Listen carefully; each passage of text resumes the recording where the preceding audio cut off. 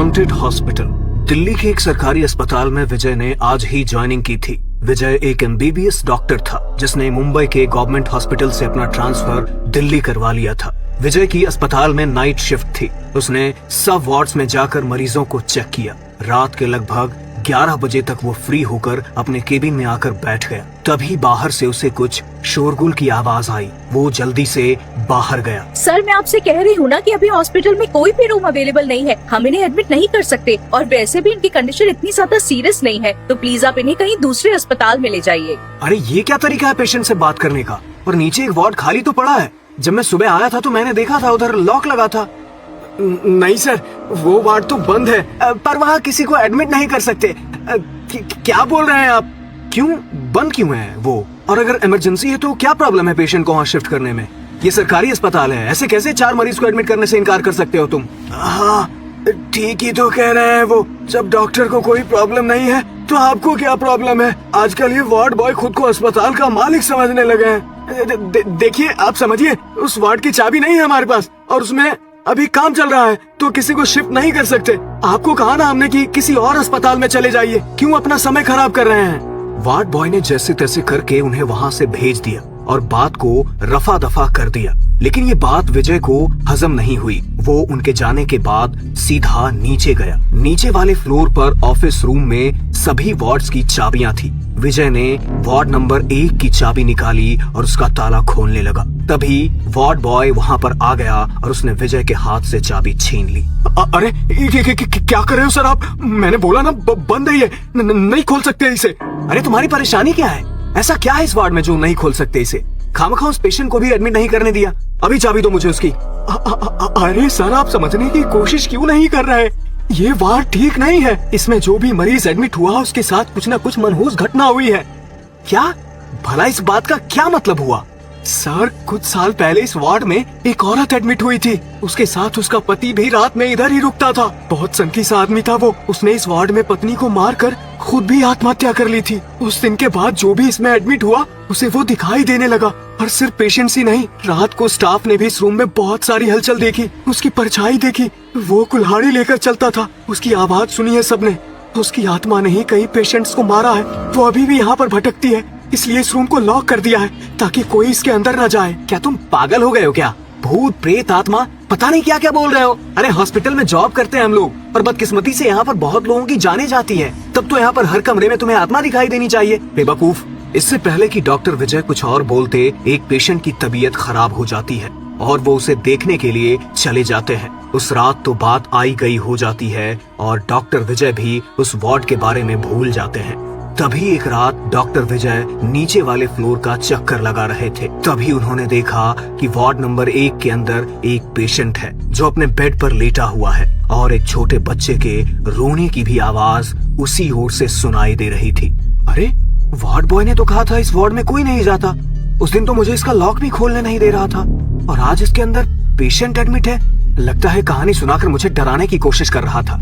Doctor विजय ward के अंदर की तरफ ही देख रहे थे कि दरवाजे पर लगे शीशे से उन्हें अंदर एक आदमी बिस्तर पर लेटे हुए नजर आया, जिसने डॉक्टर विजय को अपने हाथ से अंदर आने का इशारा किया और इन्हें देखकर अजीब सी मुस्कान दी। डॉक्टर विजय हंसते हुए वार्ड का दरवाजा खोलने लगे। तभी वार्ड बॉय वहां आ गया। सर यहाँ क्या कर रहे हो आप? मैंने मना किया था ना इसे खोलने के लिए। अरे लेकिन अंदर। इससे पहले कि डॉक्टर विजय कुछ और बोलते, अस्पताल की लाइट फ्लिकर करने लगी। वार्ड बॉय जल्दी से डॉक्टर विजय को लेकर वहां से चला गया। लेकिन अब डॉक्टर विजय के मन में ये बात बैठ गई थी कि वार्ड बॉय जरूर मस्खरी कर रहा है। इसलिए डॉक्टर विजय ने फिर कभी उससे उस वार्ड के बारे में नहीं पूछा।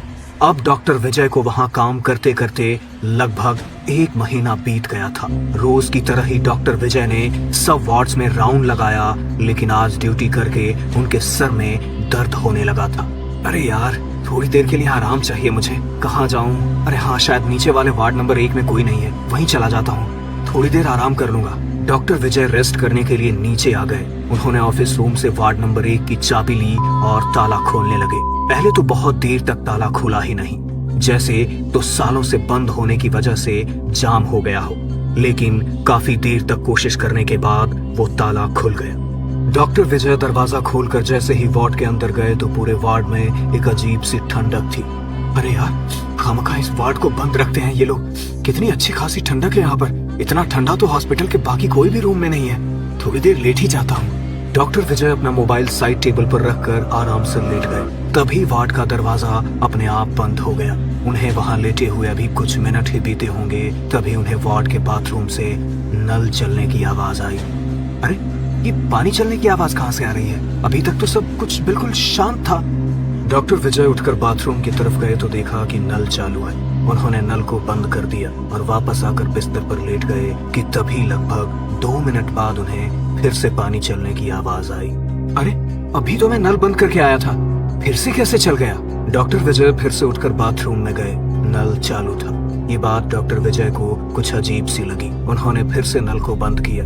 तभी उन्हें लगा कि वॉश बेसिन के ऊपर लगे शीशे में उन्हें अपने पीछे कोई खड़ा दिखा। उन्होंने जैसे ही दोबारा से शीशे में देखा तो किसी की परछाई अचानक उनके पीछे से गायब हो गई। डॉक्टर विजय तुरंत पीछे मुड़े। तभी उनके कानों में किसी की अजीब सी हंसी की आवाज पड़ी। जैसे ही वो बाहर आने को पलटे, बाथरूम के फर्श पर उन्हें खून बिखरा दिखाई दिया और पास ही में खून से सनी कुल्हाड़ी भी रखी हुई नजर आ रही थी। विजय घबराकर जल्दी से बाथरूम से बाहर आ गए।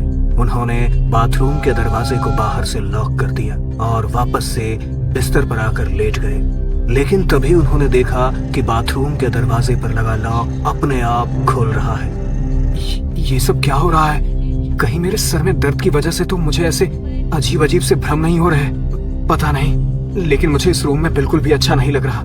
यहाँ से बाहर ही चला जाता हूँ। डॉक्टर विजय अपने बिस्तर से उठकर दरवाजे की तरफ गए। उन्होंने जैसे ही दरवाजा खोलने की कोशिश की तो दरवाजा मानो जाम हो गया। उनकी लाख कोशिश करने के बाद भी दरवाजा नहीं खुला। तभी उन्हें अपने पीछे से एक अजीब सी हंसी सुनाई दी। कहीं कोई मेरे साथ मजाक तो नहीं कर रहा? कोई भी तो नहीं था यहाँ पर। तो फिर किसकी आवाज आ रही है मुझे? धीरे धीरे वो हंसने की आवाज और भयानक हो गई। दरवाजा न खुलने पर विजय ने पीछे मुड़कर देखा तो जिस बिस्तर पर वो खुद लेटा हुआ था, उसी बिस्तर पर एक सफेद कफन ओढ़े लाश पड़ी हुई दिखाई दे रही थी। उसका पूरा शरीर खून से लथपथ था और आंखों की पुतलियां बाहर को निकल कर आई हुई थी। मुंह से लगातार खून टपक रहा था। अचानक सामने बिस्तर पर एक लाश देखकर विजय पसीने पसीने हो गया था। विजय हिम्मत करके उसके नजदीक गया तो लाश उसे देखकर भयानक तरीके से मुस्कुराने लगी। अचानक वार्ड की लाइट्स भी फ्लिकर करने लगी। अपनी आंखों के सामने ये नजारा देखकर विजय की जान हलक में अटक गई थी। वो जोर जोर से मदद मांगने के लिए दरवाजा पीट रहा था। कोई है? कोई है? प्लीज मदद करो मेरी, ये दरवाजा खोलो, हेल्प! डर के मारे विजय का पूरा शरीर पसीने से भीग चुका था। वो अपनी जान बचाने के लिए जोर जोर से दरवाजा पीट रहा था, लेकिन कोई भी नीचे वाले फ्लोर पर नहीं था और उस वार्ड के पास जाने की तो कोई हिम्मत भी नहीं करता था। इसलिए कोई भी उसकी आवाज नहीं सुन पा रहा था। डर के मारे विजय की आंखों से आंसू निकल गए। अगले ही पल जैसे उसने अपनी पलकें झपकाई तो सामने बिस्तर पर अब कोई नहीं दिखाई दे रहा था। मुझे वहम हो गया है। लगता है इस वार्ड बॉय की बातों का मेरे दिमाग पर असर हो गया है। सब ठीक है, मुझे किसी को हेल्प के लिए बुलाना चाहिए। डॉक्टर विजय खुद को नॉर्मल करने की कोशिश कर रहे थे। वो जाकर साइड टेबल से अपना मोबाइल फोन उठाते हैं और वहां पर खड़े होकर अस्पताल के किसी स्टाफ को फोन नंबर सर्च करने लगते हैं। अचानक से उन्हें अपने हाथ पर एक जकड़न सी महसूस होती है। ऐसा लग रहा था जैसे किसी ने मजबूती से उनका हाथ पकड़ रखा हो। डॉक्टर विजय मुड़कर बिस्तर की तरफ देखते हैं तो उन्हें एक बार फिर से वही कफन में लिपटा हुआ आदमी बेड पर पड़ा हुआ नजर आता है, जिसने अपने हाथों से उनकी कलाई को पकड़ रखा था। विजय पूरी ताकत लगाकर उस हाथ की पकड़ ढीली करने का प्रयास कर रहा था, लेकिन पकड़ ढीली नहीं हो पा रही थी। खुद को बचाने के लिए विजय अपने हाथ पैर चला रहा था। तभी उसके हाथ में फायर एक्सटिंग्विशर का बॉक्स आ गया। उसने पूरी ताकत से उस बॉक्स को लाश के सर पर लगातार 5-6 बार दे मारा, जिससे उसका सर धड़ से अलग होकर बिस्तर के नीचे जा गिरा। लेकिन अभी भी वो उसी भयानक तरीके से मुस्कुरा रहा था। विजय डर से बुरी तरह कांप रहा था, लेकिन तभी उसने विजय की कलाई से अपनी पकड़ छोड़ दी और नीचे गिर पड़ा। विजय जल्दी से उठकर फिर से मदद के लिए चीखने लगा, लेकिन उसी पल उसे हंसने की तेज आवाज सुनाई दी। विजय ने घबरा कर उस ओर देखा। वो लाश बिस्तर से उठकर चलती हुई बेड की तरफ जाने लगी और अपने सर को उसने वापस अपने धड़ में जोड़ दिया। विजय को कुछ भी समझ नहीं आ रहा था कि आखिर ये सब क्या चल रहा है। तभी वो आत्मा अचानक बाथरूम के अंदर चली गई। प्लीज कोई दरवाजा खोल दो, वरना वो मुझे मार डालेगा। Please help me. विजय ने अपना दिमाग लगाया और फायर एक्सटिंग्विशर का बॉक्स उठाकर जोर से दरवाजे पर दे मारा। विजय की किस्मत अच्छी थी कि दरवाजे का कांच टूटकर बिखर गया और फायर एक्सटिंग्विशर बाहर जाकर गिरा। तभी पीछे से विजय को एक आवाज आई।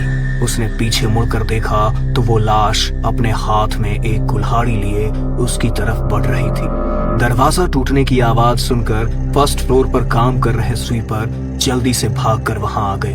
तभी उन्हें विजय के चिल्लाने की आवाज सुनाई दी। स्वीपर दरवाजा खोलने की कोशिश कर रहा था, वहीं दूसरी ओर वो लाश डॉक्टर विजय के सिवा किसी को नजर नहीं आ रही थी और वो कुल्हाड़ी लेकर उसे मारने के लिए उसकी ओर बढ़े जा रही थी।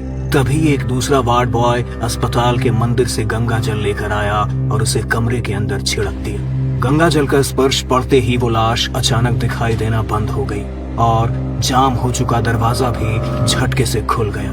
उन्होंने डॉक्टर विजय को वार्ड नंबर 1 से बाहर निकाला। उनकी हालत डर के मारे बहुत खराब हो चुकी थी, इसलिए उन्हें इमीडिएटली एडमिट कर लिया गया। लेकिन उस रात जो डॉक्टर विजय के साथ घटा वो उसे कभी भूल नहीं पाए। जिन बातों पर उन्हें कभी यकीन नहीं था वो उन्हीं के साथ घटित हुई।